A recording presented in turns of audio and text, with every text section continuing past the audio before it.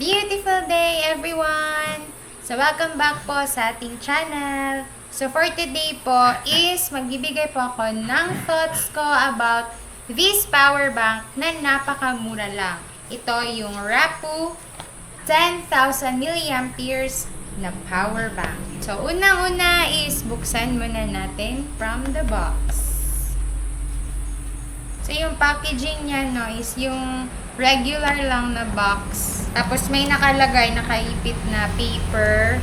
Yung parang sa mga features niya. So, ayan. Dito sa box niya, nakalagay yung model. So, color white po yung pinili natin. So, this is S1005X na model nila. Sirain na lang natin yung box niya. So, ayan. So, ito yung ating power bank. So, okay din yung ano niya, yung itsura niya. Ayan. Medyo mabigat, pero hindi naman gaano. And may kalakip siya na cable. Type C. So, I think this is good for traveling as well kasi hindi naman siya gaanong mabigat. May kagaanan lang din naman siya. Ito po yung mga ports niya. Dalawang USB. And may isang Type C. At yung Type A. Ayan. So, sa likod po niya, nakalagay yung model, yung capacity, at yung input and output niya. So, dito sa gilid, I think this is the power button. Ayan. So, I pressed the power button at umilaw po yung dito sa front niya. So, I guess this is the indicator na full po yung power bank natin. So, isa po sa napansin ko dito sa ating power bank na Rapu is that hindi po siya bulky and then napaka-simple lang niya and malinis yung design. So, komportable ding hawakan kasi hindi siya masyadong malapad at makapal. So, parang nahahawakan mo talaga siya ng mabuti. Parang kasing laki lang siya ng cellphone. Madadala nyo po ito kapag kayo po ay nagta-travel at sa mga estudyante is napaka-ideal din po nito kasi you can just slip it in a pouch. For example, ito po. So, malalagay nyo po siya sa pouch. Ayan. Or in your backpack. So, pwede din. So, kahit saan nyo siya ilagay is pwede dahil maliit lang po siya. So, ngayon is i-try natin na mag-charge dito. So, gagamitin natin yung phone at yung ating earphones kung gagana ba siya. So, ito yung cable niya. So, plug in natin. Type C.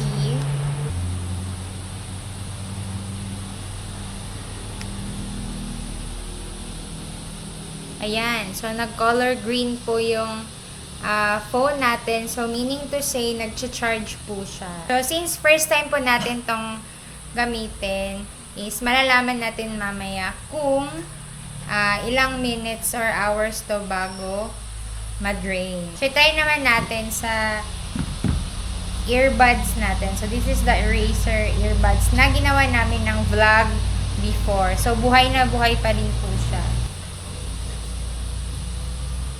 Ayan.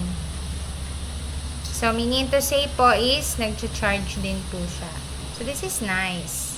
So, according naman po dun sa kanyang specification, since 10,000 mAh po yung ating Rapu power bank, this can charge usually 1 to 2 times for smartphones depending on your battery size.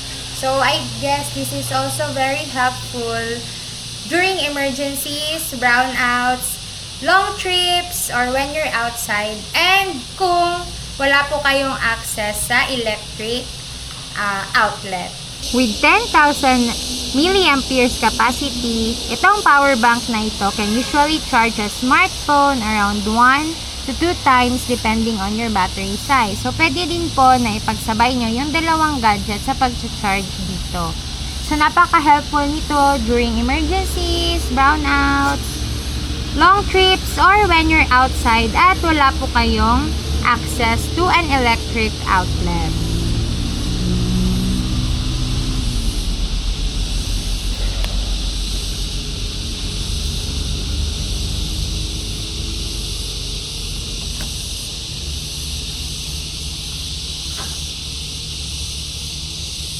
So, napansin ko lang din po na itong ating Rapu 10,000 mAh power bank is nagsusupport din po siya ng fast charging. Kasi, kanina, ayan, yung ating eraser is low bat talaga. So, nung start ako mag-charge dito, nandito pa to sa pinakaunang button. So, ngayon po is pa full charge na po siya. So, in just, I think, within 15 minutes po is fully charged na po yung ating earbuds. So, JBL is bigger po. So, hindi pa po ito puno kasi, yan, nandyan pa po yung kanyang red light. Yan, so maglalakad tayo ngayon, no? So, isa sa mga maganda dito is that napaka-lightweight niya. Yan. So, habang kung kayo ay nagja-jog or nag-walking, tapos may dala kayong gadget, so, pwede nyo rin po itong dalhin. So, magaan lang po siya.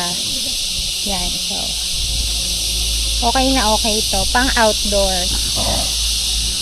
Yan. So, walang nakalagay na waterproof siya. So, ingat-ingat lang din tayo sa pag-handle nitong ating Rapu power bank. Yan. So, another pro po na sa paggamit natin dito sa ating Rapu, bilang first time natin tong gamitin is that except from being lightweight is that napaka-compact niya, no? Kahit 306 pesos lang to, which is very budget friendly, kayang-kaya ng ating mga estudyante. Yung build niya is napakaganda. Yan. And then, another thing is that, pwede nyo nitong ilagay lang sa bulsa. So, gaya ng sabi ko sa inyo kanina kapag nagwo-walking kayo or nagjo-jog kayo, so, pwede nyo ilagay sa maliit na bag o di kaya sa pocket nyo lang. So, kung nagtatanong po kayo kung pwede siya sa laptop, itry po natin. So, makikita nyo that's 90%. So, itry lang natin. No? Plug natin.